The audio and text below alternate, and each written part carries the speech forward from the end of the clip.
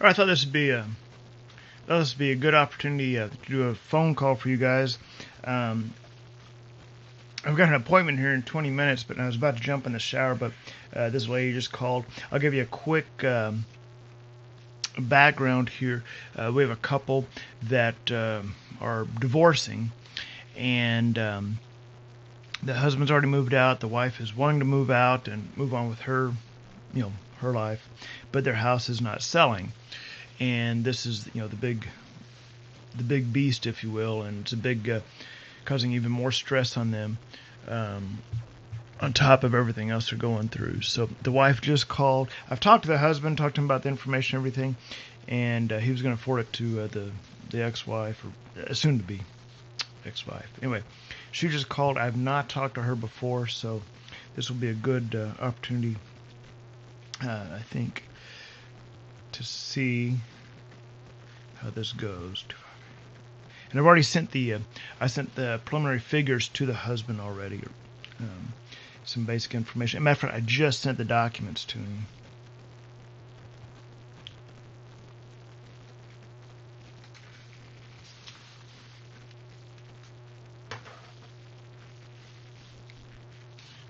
Hey, Allie, this is John Jackson, leasing to buy. Just returning your phone call. Yes, and I had actually just literally had just got through hitting send on the email. I sent John an email with the documents to take a look at and some explanation, kind of discussing different items in there. And I saw you had called, so just getting back with you.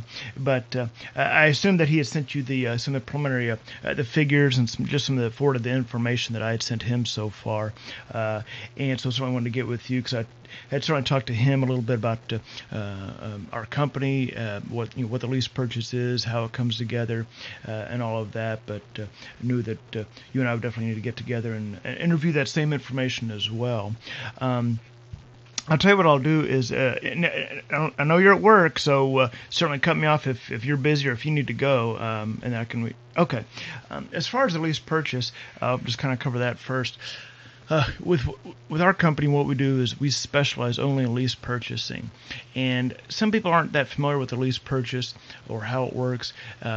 What the lease purchase is, the way we've got it set up with our complete program is so many buyers right now just cannot get financed because FHA, in particular for your house is a prime example in that price range.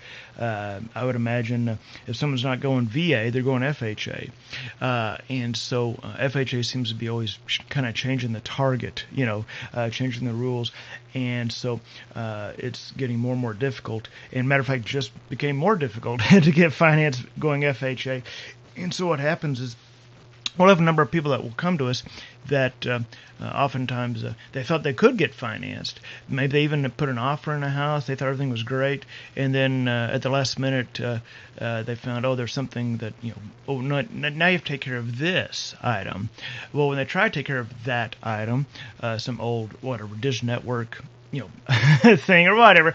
Yeah, they go, okay, fine, it's $500 or whatever. They didn't know what was on there. They call and they go, hey, listen, we got to take care of this. Okay, great, they take care of it. Now their scores drop 30 points, and they're like, what? Now they can't get financed. It's a frustrating game, it seems. And so, with what we have in place, from whether it be credit improvement if they need that, or we help them reestablish credit, or even the financing. We have everything completely in place, including the mortgage preparation program. It allows them to, we help them finish getting those last people, kind of pieces in place, if you will, to meet the current guidelines. And so that's what we do. But the nice thing, obviously, for the seller is, first of all, you get you've got the payments coming in directly to you all. Most of the time, the sellers prefer direct deposit, so we can show you all how to set that up. So the payments come directly to you all. These are people that are this is not a rental situation by any means. Matter of fact, even on the maintenance and repairs. Of course, we have the home warranty in place through Old Republic Home Warranty, but the buyers are responsible for the maintenance and repairs. So it's very, very hands-off for you. It's just a matter of me contacting you all in whatever it may be, 4 months or 6 months, and saying, okay, we're good to go. Here's the closing. We're closing at whatever, Providence, title, et cetera, et cetera. And as far as the closing, it's really just like a for sale by owner, because it's very easy. I'll put you in touch with the title company. They'll work with you, get your mortgage information for the payoff and survey, and that's it. So it's very simple. And I was telling John, I had actually, I'd actually just recently gone through this with my in-laws, my brother-in-law and sister-in-law. They were, this goes back about 3 months, I guess. They were separating, and he was moving out of state. Just going through that process. And my sister-in-law was living in the house, but it was time for her to. Maybe a similar situation. It's time to go on. She had they have a son. It was time for her to kind of move on and get things, kind of start the new foundation, the new, era, if you will. And but they had this house, and and as all this came together, they had contacted me, and being in-laws, I said, I don't know if I want to get involved there, just because of family. I was like, I don't know. This looks, I could see, some, I just, it's family. I was like, look, I can certainly help, but let's go a different route first, and so, I put him in touch with an agent that we use, a flat fee agent, not a full service agent, just a flat fee agent. And actually, believe it or not, the price range was almost identical to yours. It's over here in North Richland Hills, and after. I think it was on the market for 3 months. This certainly goes into 2011 when all this kind of came together. But nevertheless, they just weren't getting the activity. They were certainly getting a number of showings, but just nobody biting at all. And so finally, it came up. It got to the point where my sister-in-law was like, I gotta go. I gotta get on with my life. And if this house, at some point, the house payments just won't be made, because of the natural progression of things. If the house is sitting empty, and now she was still in. Actually, it got to the point where she was actually moving out, and I said, okay, look, I'll help, but here's the ground rules, because it's family. Here's how we're going to set it up and everything. And I ran through that with them, and it was all fine. And within 30 days, we had just phenomenal family that was really like, I think they were about 10 points away from FHA. Just, a little tweak here, a little tweak there, and going to be great. And now, that was in February, March. Even in February, I believe. Anyway, so now we're about 2 months away from them closing on the house, and but the nice thing is, the house is being highly, just meticulously maintained. They're obviously the payments are going electronically into an account that the brother-in-law, sister-in-law, set up. And again, that's a whole little bit of a, separate thing there. But the point is that because their situation and maybe all situation, I said, look.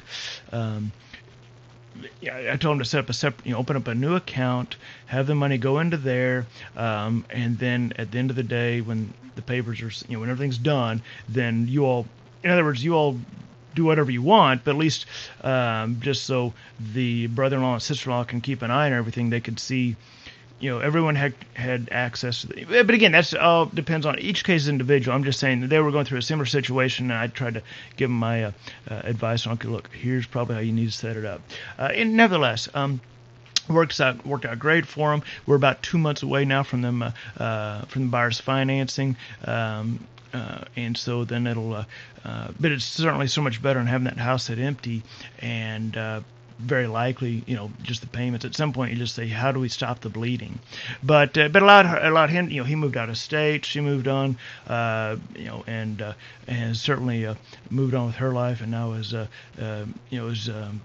certainly picked up the pieces and doing great. And the house is really a non-factor. And in a couple months they'll close, and and whatever they do, I don't know. Whatever they're going to do, but but the point is that I certainly tried to avoid that for a few months, but just because it was family. But again, I realize it's not it's a stressful situation. I mean, I certainly saw what happened with them, and just anybody else as well. And so I think you are to some extent in a similar situation where look, this is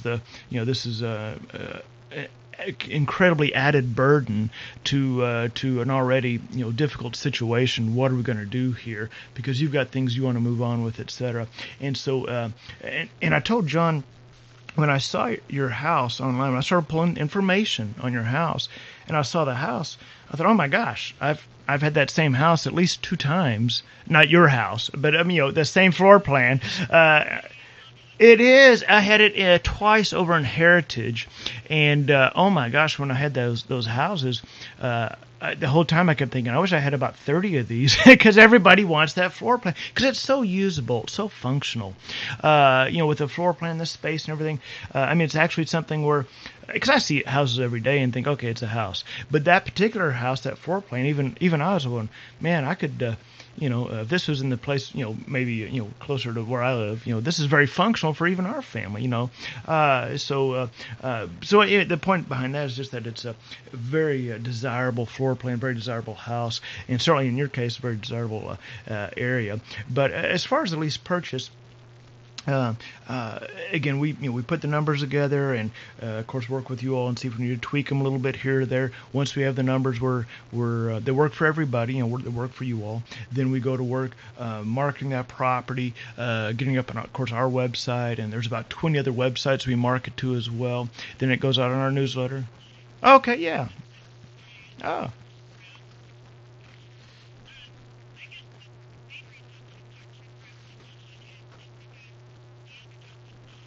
Uh-huh. Sure.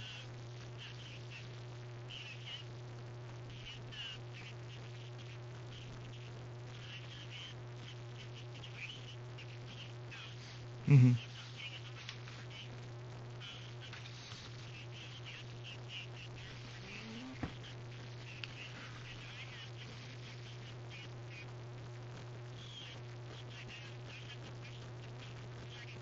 Sure. Yeah.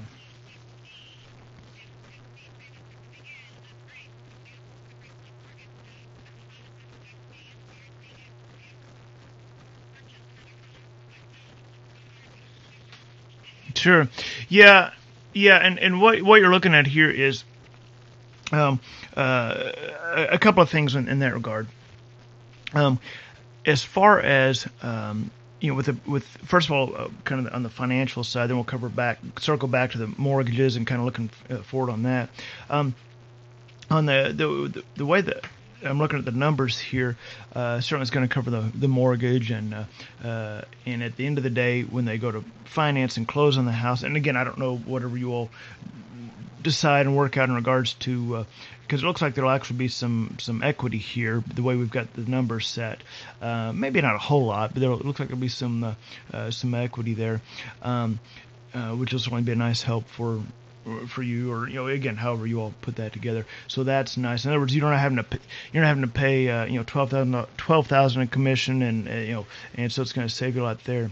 As far as purchasing another house, um, that goes back to debt to income, and so I couldn't tell you specifically. Here's how exactly what you could qualify for in this and that. And, I had to I had to do my own credit check on you, and run that. But given the the situation, I would say that really the biggest thing is going to be your DTI. But I would say that given the situation, probably even though it may not be the grandiose best idea you may have in mind, I would probably recommend doing looking for a nice 12-month lease somewhere to kind of get back on your feet and get things, let the dust settle, if that makes sense, and then say, okay, now where are we going to be, and let's get something going here. Because here's the thing with the you're looking at two aspects. If you sell it outright, which obviously the goal is just to be done with the property, if you sell it outright, it looks like you are going to have to then delve into, okay, now we're going to have to pay X amount to pay the house to sell the house. How are we going to come up with that? And that's a whole other firestorm there, obviously. But then it's done. You're done with it, but then you have to figure out how are we going to pay to sell the house. If you do the lease purchase, then there's equity there when they go to close. But then it's a matter of you all determining how you all are going to divvy that up and dissolve that. But at least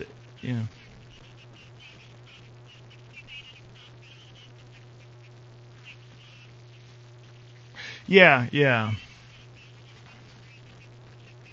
Okay. That's and you know what, and that is as I'm talking to you and just hearing listening to you, it's almost like I'm talking to my my sister-in-law, what it was 4 months ago or whenever when we were kind of getting to, because it's very similar. What she ended up doing was, and her situation was such that she actually wasn't working at the time, and as all this came up, she's like, well, I guess I better get a job.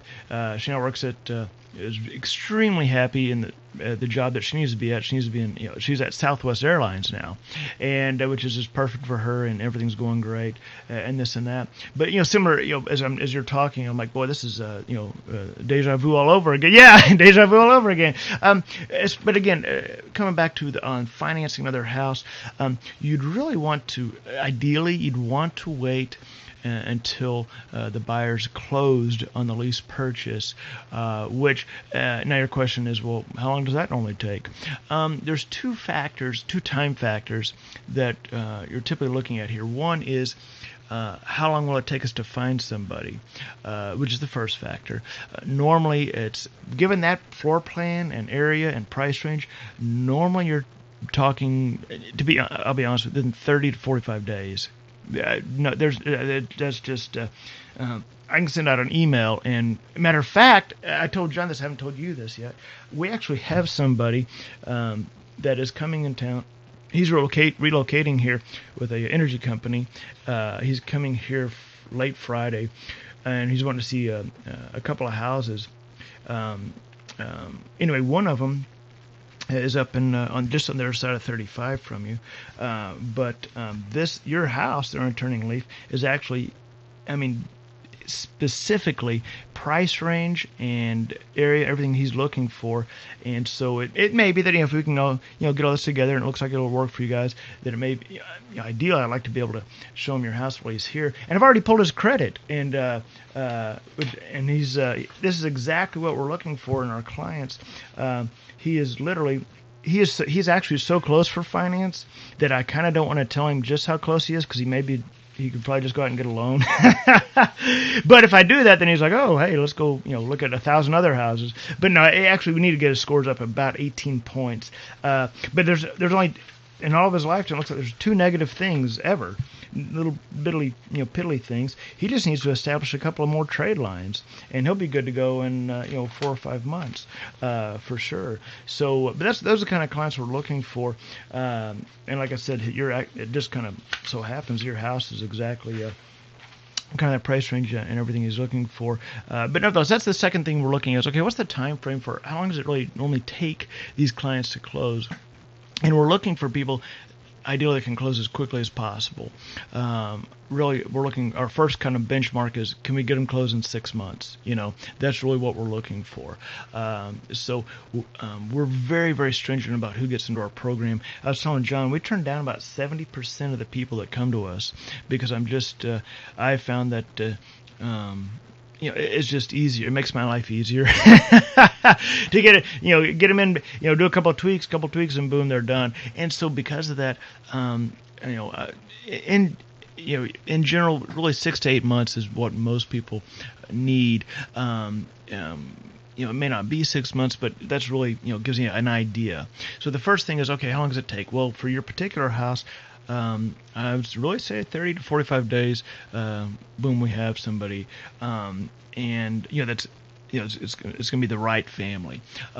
Then, as far as how long before they close, in general, 6 to 8 months. We really start pushing hard at 6 months to get them done. But again, we really scan through their application and filter it out and line item it and say what's the game plan here? How quickly can we get them done? And so, but as far as yes, right.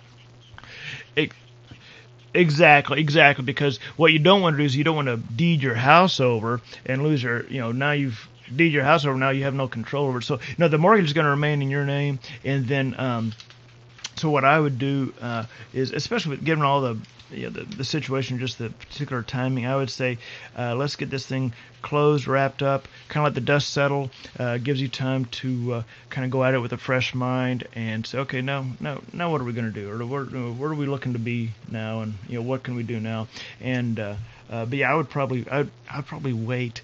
And having said that, but let's assume that you were wanting to try to purchase another house while we had the lease option going in this house. That comes into your debt to income, and so and that's something I could certainly calculate for you. Or maybe if we're able to meet here in the next couple of days, I don't know. I could certainly when I meet with you, I could actually run through some information with you on that. But yeah, I'd probably want to wait till it finishes closing. Mhm. Sure.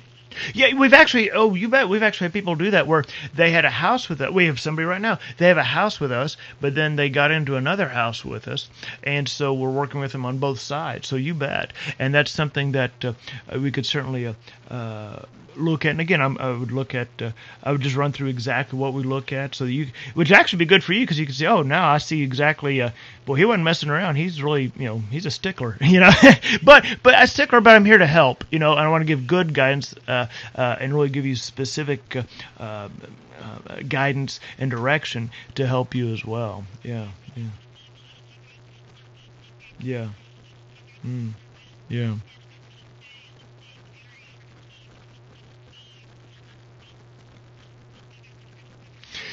Well, and so, definitely, especially a 6-year-old. And here's something that's going to come into play. And this is where again um, I'm just kind of because my in-laws, haven't gone through this.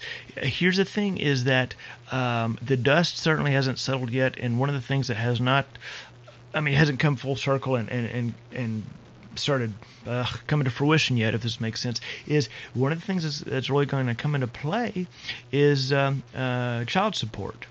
And in order for you to include that on your income, again, this is I'm looking for a finance perspective. You want to make sure that that's court ordered. So as you all are, yeah, I get you've got I know there's a long road ahead here, so I'm trying to be sensitive. That's one of the things that is going to come into play, and as again, if that's something where if it's something where we can meet sometime this week, I can actually run through that with you and say, okay, here's what the lenders look at, and here's kind of what you're looking at there, and go from there. So you can see that, yeah, we need to kind of go in a little bit of a holding pattern here, let this get settled, let everything get done, so then you know exactly what you have, what you're working with, and what the lender's going to be looking at, I should say, in regards to. So then we can say, okay, here's what you could qualify for, that type of stuff, and if need be, get in touch with our mortgage specialist that can also work with you and start putting that game plan together for you as well. But yes, you could certainly go through our program on the buying side as well. I'd be more than happy to help you with that, and even if it was just a matter of, even if it didn't go through us, and I just gave you some guidance and direction, at least you have some idea of what the lenders are looking at, so okay, here's kind of what I need to be looking for. Yeah. Yeah. Hmm. Right. Right. Yeah. Sure. There are two things on that. If for us, it doesn't affect us at all. As I told John, if you all, because we can get things going and get it rolling on our end, no problem at all. You never pay us a dime. So let's assume that we're getting things going on our end, and your agent brings you a contract. And it looks good and everything. Just call me or email me, and we just pull everything off on our end. So no harm, no foul. You don't pay us a dime. But let's reverse that, and let's assume that we did the lease purchase first, which is actually very highly likely on this particular house. What you'd want to do is first of all, you'd want to, because we're not here to step on toes or go behind anybody's back at all. You'd want to contact your agent and let I forget if it was him or her, but let him or her know that if at all possible, you want him or her to keep that listing, but that it's time for you all to get a plan B in place, because this has got to go, and that you want them to keep that listing if at all possible, but you're going to look to offer it as a lease option, as a lease purchase, and a couple different avenues from there. I don't see this very often. Matter of fact, it's very rare, but because agents are really trying to do whatever they can to to get as many listings as they can now. They don't want to just drop one. What might happen is the agent may say, you know what, we don't want to compete here. We'll just cancel the listing if you want to. I doubt. I just don't see that hardly anymore. Normally they'll say, okay, that's fine. We can do that. Now, but normally the agent will ask, well, how do we get? How's the agent going to get paid? And there's a couple different avenues there. That I've seen there's three different ways that I've seen sellers work with the agent on that. The first one, which I'm not saying to do this, but the first one is the owner tells the agent, well, if you don't bring a contract, then you don't get paid. But the other two ways are I'll see where the seller will tell the agent, listen, if we do the lease purchase first, we'll pay you some flat fee of whatever it may be. I don't know, $500 or something. I don't know, to reimburse them for their time and marketing expenses, etc. The other way is that sometimes I'll see the seller tell the agent, listen, because keep in mind on a straight rental, if your agent just did nothing but just lease the property out, then the standard commission, if you will, for that is half of 1 month's payment. So I'll see where owners will tell the agent, listen, if you lease it out, then I'll give you half of 1 month's payment. And since of course, we're paying you all some money at the time of move-in anyway. But that's just something for you all. That's just something you may want to think about. A couple different options there or a few, I should say, that I've seen. But the goal here, Allie, is by no means to have that listing canceled, because that cuts off. Now you've just pulled a pole out of the water, if you will. But now let's assume that your agent says, you know what, I don't want to compete. Just I'll pull the listing, whatever. Which is not our goal by any means. But let's assume they go that route. We have an agent we work with and have worked with for years that is more than happy to do anything he can to help you all, and will certainly pick up that listing for you all.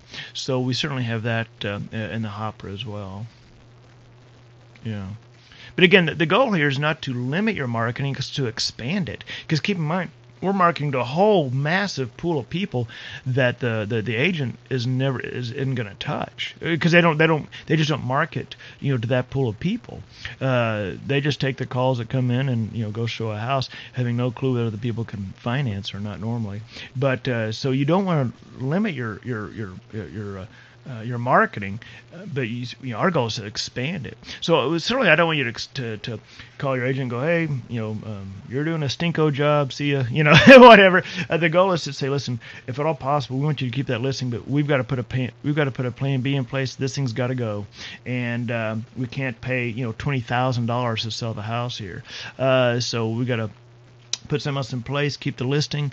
We're going to look to offer it as a lease purchase, and then so you're putting the ball in the agent's court to see if they say, well, okay, I'll keep it, but how do I get paid? And then you could say, well, look, if we'll pay you, because you're getting at move-in, you're getting with the numbers I had, like $2,700 almost. So, but again, that's just something to kind of see how that, see what you all put together on that end. But yeah, my goal is not to limit your marketing; it's to expand it. But and I just sent, and I apologize, I'm so sorry. I'm looking at the clock here. I've got to run to Arlington, and I know you probably have additional questions, but I've got to. I don't want to be late for this appointment. Let me do this real quickly, if I could. I have John's email address. What is your email address?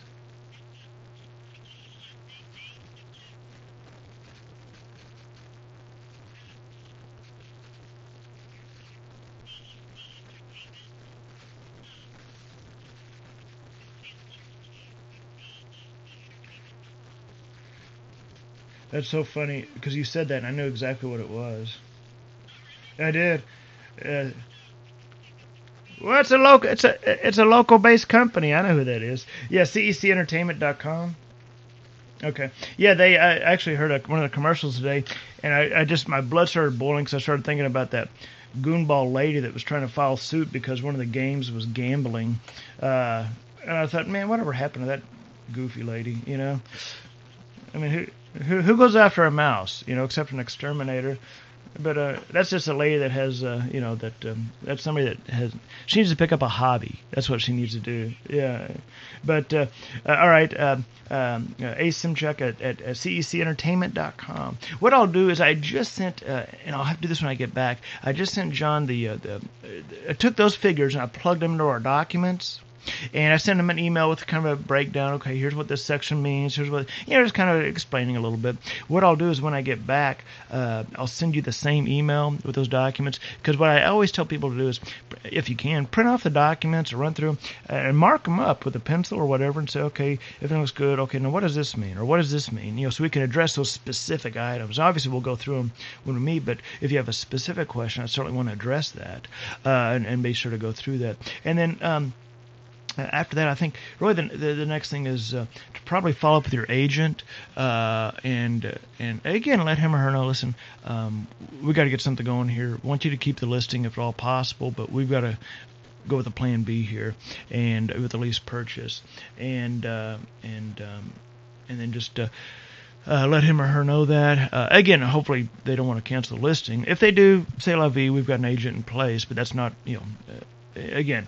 And then the next thing would be to look at our calendars and see if there's any way we could get together this week. And then with the end of school coming up, it just seems like it is just getting so packed with this event or that event. And this weekend, my wife has a Relay for Life event that I've got to help set up and stuff. But let's certainly follow back up here, maybe even tomorrow or sooner, just as soon as we can, and let's try to put something together. Even if it's Saturday, even if you know what, who knows? Maybe it's such that the timing is such that you and I've never met before, and I come by your house on Saturday and say, "Hey, I'm John, and here's the person that wanted to see your house, and nice to meet you, Allie," and and take a walk through and go from there. But let's take a look and see what we can get together this week. But I'll send you an email as soon as I get back here. It's going to be probably after 12 o'clock, but I'll get that to you. Okay?